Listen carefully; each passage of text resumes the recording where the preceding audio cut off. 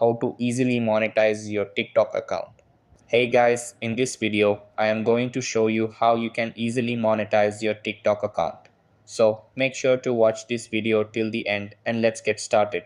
So the first thing that you want to do is open up the TikTok app on your mobile. Over here, tap on your profile icon at the bottom right corner.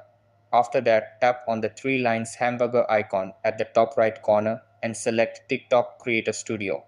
Over here, you will see options like analytics and monetization.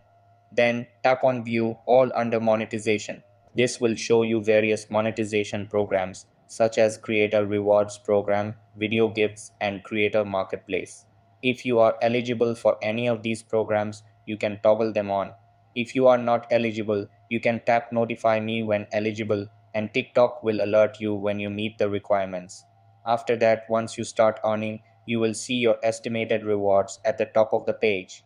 You can transfer your earnings to your bank account once you reach the required threshold. So that's how you can easily monetize your TikTok account. That's all for this video.